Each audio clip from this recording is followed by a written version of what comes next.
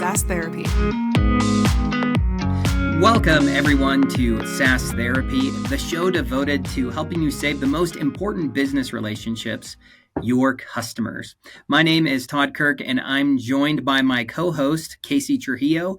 And today, we are going to be talking about the quarterly business review, the dreaded QBR. So, Casey, why are we talking about QBRs today? Well, one of the things and the purposes of this podcast is we want this to be actionable. We want you to walk away with tips that you can actually go immediately apply in your job. Plus, we wanted to hear feedback from you. What are the topics that you're most concerned about? So on LinkedIn, we made a post. We said, hey, if you were to attend a workshop, what session would you sign up for? We had showing customer success value, creating a customer action plan, 5 tips for successful QBRs, or why MAU doesn't matter. And the number one response was 5 tips for a successful QBR. So we thought, hey, the customers have spoken, our audience has spoken. Let's get started with that one. Now, the QBR is always one of those things that I'm sure if you're a client success manager, you have a lot of anxiety and stress over. For me, I've always really enjoyed QBRs because I'm on the product side. So if I get called in, it's usually because either the customer has already requested to see something, they're really excited to learn about it. So I'm just there to kind of bring in the energy and the excitement, if you will, about maybe new features or new capabilities.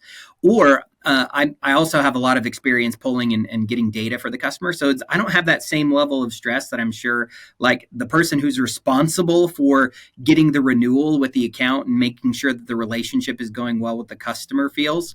So I'd be curious from your take, how do you think most CSMs feel? How do you feel when you're in that situation, since you're from more the external side of the business and working with customers on a regular basis? What is that feeling for you, at least when it comes to, holding a business review with a customer?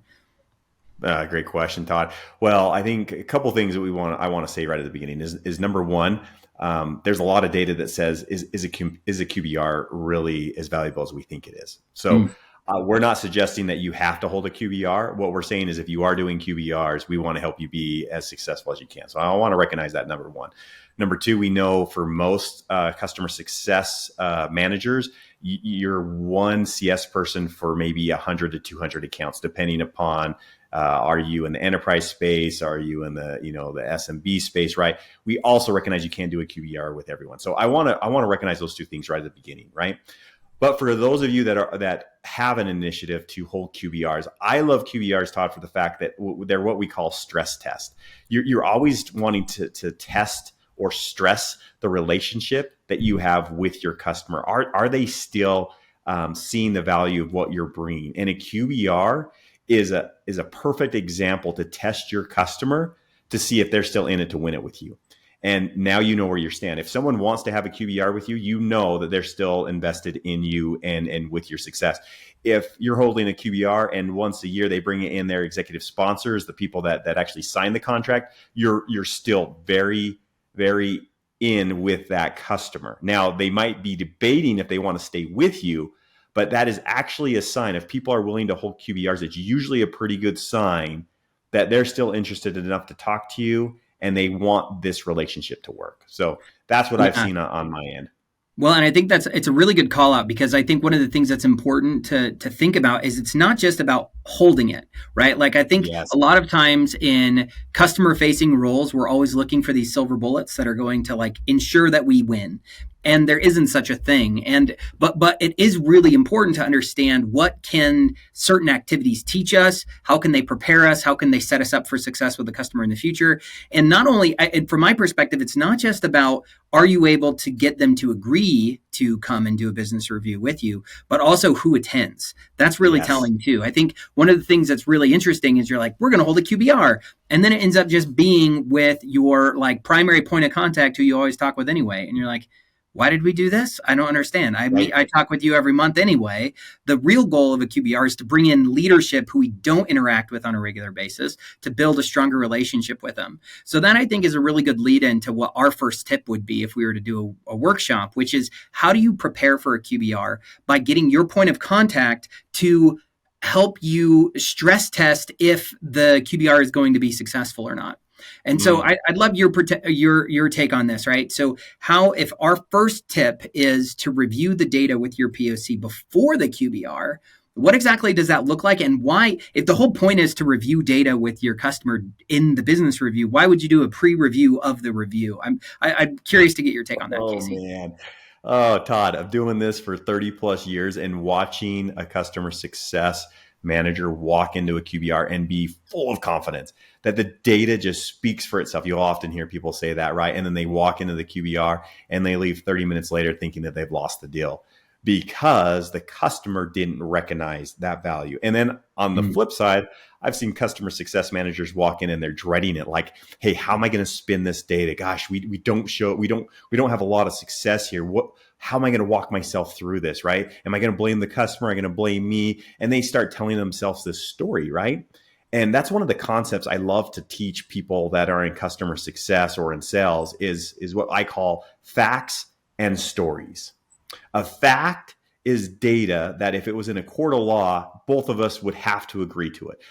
For example, if you were wearing a black shirt and I said that shirt is black, we couldn't dispute it. The shirt is black. We all see it. We all recognize it, right? I don't know. I saw that is it gold or is it black meme online, Casey. Right. I don't know. I'm not even sure if that's a fact. Sorry. Not to derail your analogy. And then what you'll see is what usually takes place, though, is customer success will start telling themselves stories, and they're not facts. Well, my point of contact's not going to like this data because of this and this and this and this, and I got to come to the table with a better offering, and I'm going to have to discount our renewal. And oh my gosh, how am I going to explain that? I'm going to get my boss on the phone to be part of this QBR, and we just work ourselves up into a frenzy when we don't even know how our POC is going to react to that data. So the first thing for me is review the data, show the data, and ask your point of contact to say, as we look at this data, what stands out to you?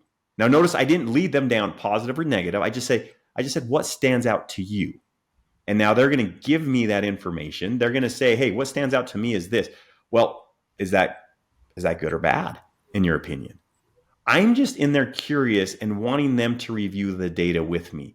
And then from there, we can ask, well, why do you think you've had that success? Or what do you think is leading people not to do what you were hoping they were going to do? And now we can actually have a conversation around the data to get a better understanding and then start to ask the questions of, do you believe we should share that data in the POC? Who are you planning on inviting to be part of that QBR? Would they find that of interest? What things would they want to see with the data? Right now we're having a better conversation and we're starting to build this together. Again, we want this relationship to grow together.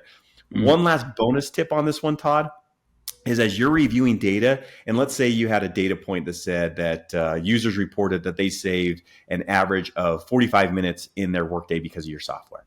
Or let's say that your POC said, oh my gosh, you saved us more than $60,000, okay?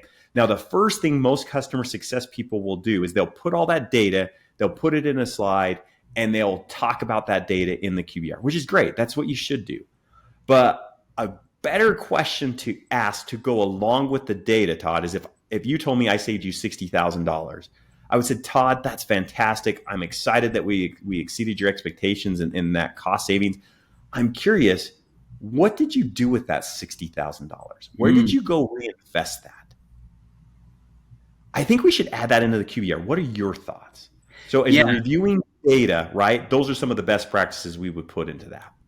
Yeah, so don't just take the reaction at face value. There's always a little bit more that you can discover by asking the right question, which I think is important.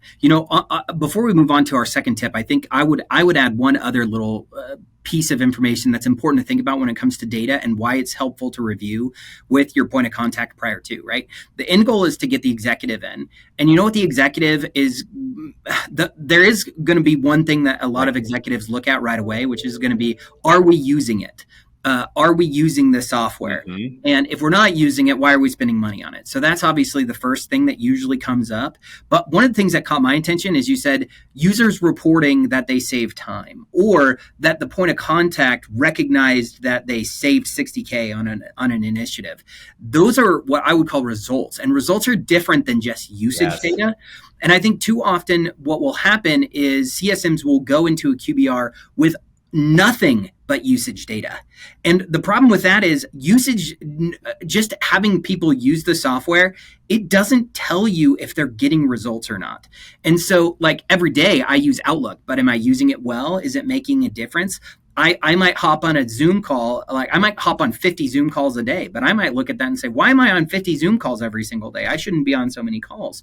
So if you're not careful, you end up measuring the wrong thing, or you only measure the one thing, and it creates a story that may or may not get you where you want to go. So I do think it's really important for that review just simply to be able to connect, not just are they using it, but is that usage actually driving a business outcome? And that's really what matters most. Todd, that's gold, because I mean, we think about Clayton Christensen's book, right? The Innovator's Dilemma, that someone's always looking to do what you're doing and doing it cheaper. So if it is just monthly active usage, if it's just we had 1,000 logins and someone comes in and says, oh, I do what they do, I just do it cheaper. Well, if there's not the results that back it up, well, that's great. You can do what I do, but can you deliver the results that I can deliver? So I think that's a great example in saying, hey, we just can't look at Mal. Like, you just can't be that. Yeah, it's the old adage that you don't buy a drill, you buy a hole, right? So the Right. whole idea is if I have a drill and I can press the button and it spins, I'm using the drill. But if it isn't actually, making the hole in the wall for me to hang the picture or to, put the bed together or whatever, then I'm not getting the result I want. So you don't buy the drill, you buy the hole. So I think that's just a really important thing to remember. Okay, so on to tip number 2, which is the fact that I think too often we go in there really focused on us in a QBR. And I think it's really important instead to try to go in and be focused on the customer. So what would you say are some ideas of how you can ensure that you go into a QBR focused on the customer and not just focused on you? It's not about you coming in and saying how great you are, but it's about you showing the customer that you're invested in them and know who they are and what they care about. Todd, I remember being with a pretty large SaaS vendor, and I was teaming up with the person that's over sales excellence.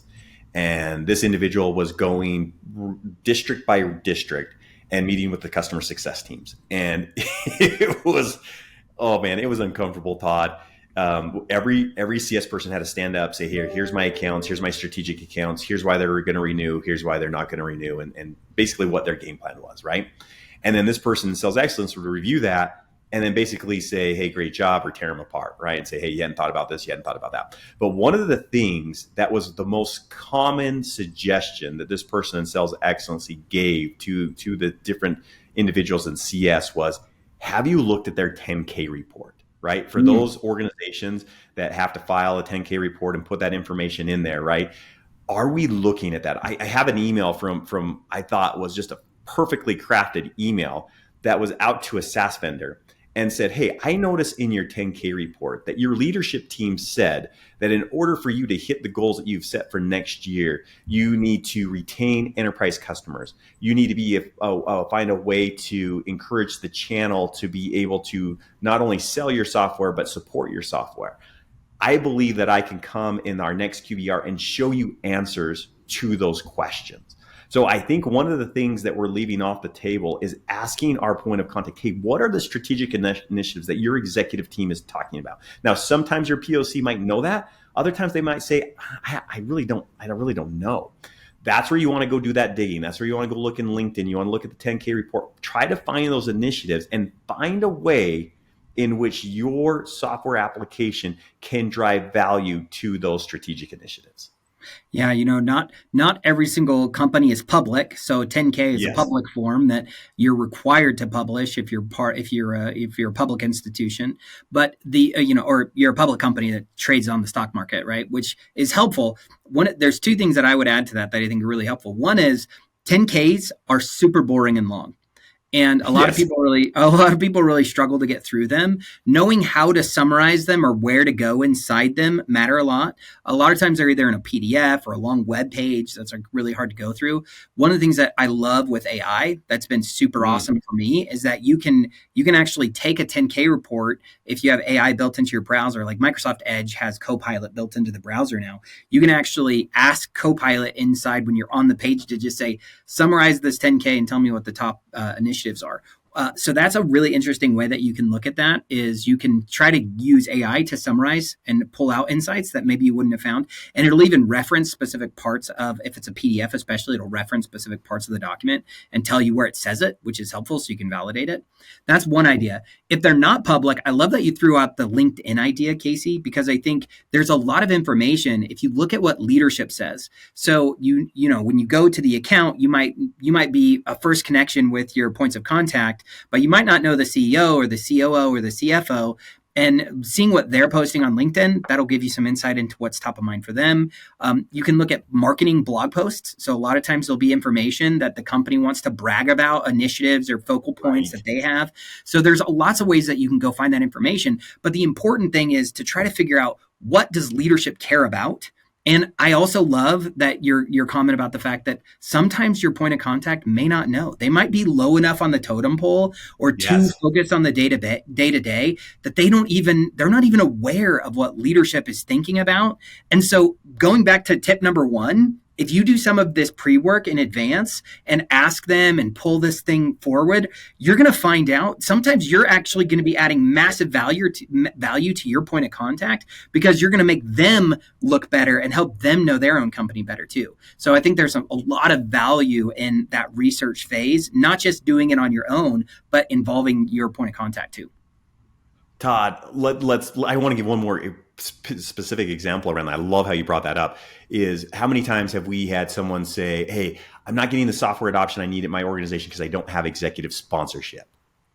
Oh, Mm. okay. So what you're feeling is the challenge is we don't have executive sponsorship. So what is your executive talking about that that would align that they might sponsor this? Well, I don't know. Do you think we could get them on the phone to discuss that? All of a sudden we're connecting that, right? Or let's say Mm-hmm. you would take the approach with pro-sci change management. I know Todd, you're a specialist in this, but there's three key parts in that change triangle, right? We need an executive to know what the executive business case is. We need business management or the product side to make sure that those features are set up to support the executive initiative. And then we need the end users to adopt it, right? So again, if you attack it from a pro-site change management philosophy and say, hey, here's the change triangle. If we want this change to occur, we actually have to tie this to a business outcome that the executive team or my manager cares about, right? So I love that these two kind of go together of how do I get better executive buy-in and want them to be on that QBR? Well, let's tie in the things that they actually care about. Well, yeah, and in fact, that's one of the other places that I think is really interesting too. Is if you again, the purpose of this should be focused on what the customer is achieving, trying to figure out what are the results that they see, and not just are they using it, but what is that usage actually driving, and do the leadership members of the organization care? So those are all really critical. And then there's this other piece of it too, which I think is really important. So this leading into our third tip, what I think is really helpful, which is that a lot of times the executive team isn't super invested in you and what you're trying to do, and figuring out how to help them to really see what's possible. So the third tip I would say is there's not just that you shouldn't just do the QBR. You need to figure out how, because the goal here isn't just to say, please keep renewing us, right? The goal is to offer value to the executive team too. So what does the executive care about within your own software? And what are things that you can give them that are going to help them to become bought in and see the use cases for themselves? Yes. So, back in the past, in a former life, I used to spend a lot of time doing executive sessions in this kind of a way, and it was separate from a QBR. What we would do is we would hold what were called art of the possible sessions, and we would pull in 30 minutes, maybe 40 minutes with an executive to really give them some aha moments. In other words, could I save them time? Could I help them realize and see insights that they couldn't see before? If I can coach them on how to use the software to get a benefit in their own role, now all of a sudden what tends to happen is they're like, oh my gosh, I had no idea the software could do this. I had no idea it had this power.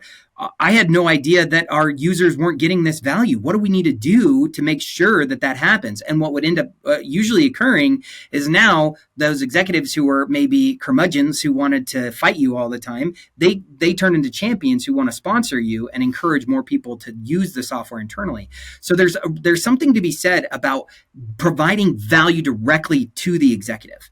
And that's one of the things that I think we miss out on. And you mentioned something else at the start of this that I think is really important.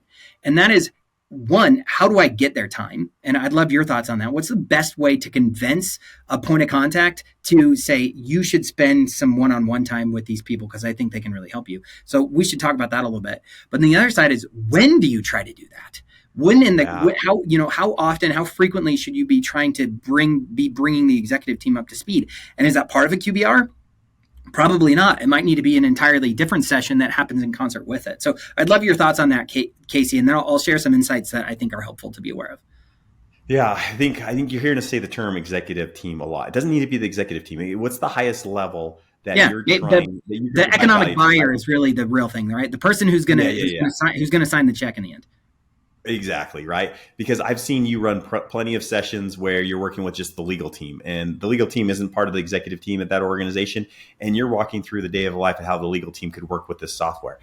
Also, don't forget about secondary buyers. You might have a division that they're the reason why they're buying, but there might be another division that gets benefit of it, and they just don't understand the benefit and how it relates to their job. They only see this as a sales tool, or they only see this as a marketing tool. But is there benefits to other departments? And what if we invited them to come say, okay, here's the day in the life of how you could work. Now, even going simpler to your own point of contact. I remember talking to a point of contact and saying, hey, here's something that we could do for those that are licensed users. Why don't we run, how do we give back 30 minutes in 5 features or less? And the PLC's like, I don't know if they wanted 10. I said, hey, can I just show you what those features would be? And if you find them interesting, then let's suggest this session. And they're like, okay, show it. And I am not kidding you, Todd. I just showed how to save an email inside of Outlook. And the person stopped right there and said, oh my gosh, that would save me 45 minutes a day of just being able to save my temps. I usually go to Word. I have all my templates in Word, and then I go and copy, I paste, I go to my send items. It was so dumb. It was just a small little feature. So don't discount even your own POC in making sure they still understand the day in the life and the value prop that you're offering with your software. So yeah, that's big.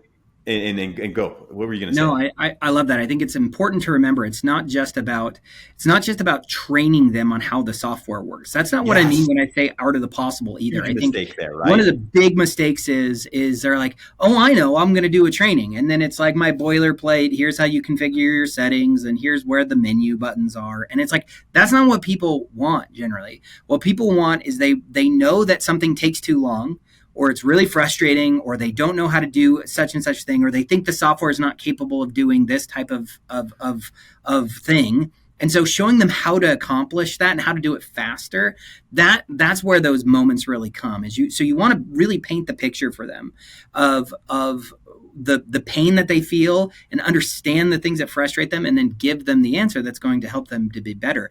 And that takes a little bit of practice and work. It's not just like, let me show you how it works. Right. It's about giving them that whoa moment where they're like, now I've connected the dots from one point to the other. And what I discovered, at least, is in my experience, the times where we had the most success in doing that type of a session wasn't something that you did quarterly, and it wasn't something you did when it was time for renewal. It's usually something you did 8 to 9 months before the renewal. Yes. So, 3 or 4 months into an annual contract, now all of a sudden you're like, okay, you have this, you've been using it for a little while. Can I give you a little bit of a bonus to help you connect the dots? You've seen it, you've gone there a couple of times, you kind of have an idea of how it works from a sales process. I want to just really give you a couple of tips that are going to just add some gas on the fire so you feel like you can be successful. I love that. And Todd, again, this all goes together. If you have a new upgrade that's coming out, you grab a group together at the customer. You say, hey, I want to walk through the things that I think will be most impactful for you and your user's life. You cover that. They go, that's fantastic. Hey, why don't I build that strategy into our next QBR so we can discuss what's going to be our adoption plan for that. So again, all these things are working to help you create that next successful QBR. So Todd, what's tip number 4? Okay, number 4 is really important. So we've talked a lot about how you want to work in partnership with your primary points of contact, the people that you work with on a daily basis. What I think is too often the big mistake that a lot of CSMs will work is, again, they make it about them. So they come in to brag about all the things they accomplished. We did this for you, and we did this for you, and then we did this for you, and we reached this goal, and we had this chart that moves up and to the right, and it's all about you, right? What's I think really important is to figure out how to help your point of contact allow them to cover the success and brag to leadership themselves. So in that QBR, if you've done the pre-work with them, now you have an opportunity where they can tell their story and they can talk about how it's benefiting the organization. It's way more meaningful to have the people that you're working with champion and be the voice for you to leadership and to those who are your other stakeholders than it is for you to come in and try to tell them how great you are. So I think that's a really big, important consideration to think about.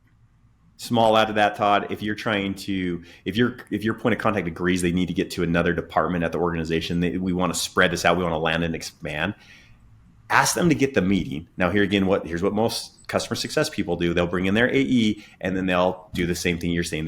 They'll sit there and they'll do a full demo of the product. Don't do that. What you do is you say, hey, I'm going to have you share the success you've had with our software to this other department. Actually show the software, show what you do, show your day in a life. Let them see that. Let them ask you questions. You should only be moderating the conversation. And then every now and then add in some other points, right? And then of course you're taking, hey, this is how we get started in next steps. But Todd, money on step Yeah, it's so good.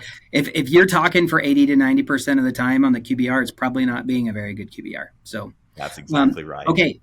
Tip number 5, and then we probably ought to start wrapping up because we're running into time here, which is that I think one of the other dangers of a QBR is that it's very easy to start looking backward only on the successes that you've achieved. But the fact is, the reason why people continue to buy software is because the results they're going to achieve, not the results that they already achieved, right? If I got my oil changed in my car last week, I'm not going to entertain the idea of getting my oil changed next week because I already got it changed. So the whole idea is you want to make sure that you're always looking forward to what's the next initiative and the next result and the next thing that's going to help them be successful with the software. Yes. In the QBRs, I see too many people spend time on all the things that they've accomplished in the past. And how many customers have said, well, you did your job. Thank you. We're not going to renew anymore because we hit the goals that we set. Thank you so much. That was fantastic, right? How have you become part of a process? How have you identified the next challenges that you need to face and the next revenue or decreasing risk or profitability? You need to be forward thinking. And that's why these other 4 tips lead into tip number 5. Forward thinking, all those things that we just gave you help you go forward. That helps you say over the next 12 months, over the next 24 months, over the next 36 months, here's my suggestions in what we will do to help you reach your business goals. Again, not just MAU. We want to drive those business results, and here's what it's going to look like. So, Todd, This was a good 5 list, man. This was solid. Yeah, it's true. On that last point of that 5, I think it's so important, right? We often say you want to become business critical, but what does that actually mean?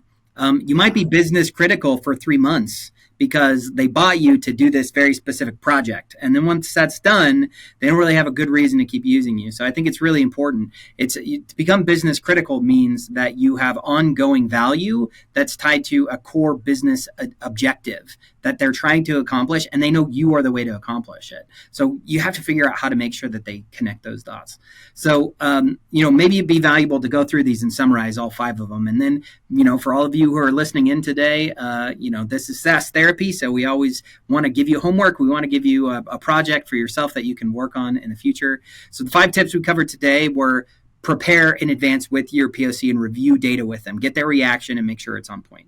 Number 2 is look at what the customer cares about. Find out what the important initiatives are that leadership is talking about in their public sphere so that now you can provide that insight back and ensure that you understand and they understand that you understand. Number 3 is to basically provide an art of the possible session to bring in leadership and other stakeholders so that you can paint the the broader picture of the impact you're having in the organization. Fourth is to ensure that you make your point of contact the hero. Put them in the position where they get to brag about you to their own leaders. And number 5 is make sure that you're looking forward, not just backwards. So those are 5 tips. Hopefully one of those is one that you're like, oh man, I have never done that and I'm doing terrible. I need to make sure I do something different. Take this and put it into practice. Find one way that as you're working with your customers, you can make sure that you know how to review the business in a way that's going to help your customer really see the value that you're offering to them. And that's all we got. Casey, this was a good one. Thanks everybody for coming today. This was a good one. Go get those relationships. Go save them. Go enhance them. That's right. Thanks everybody.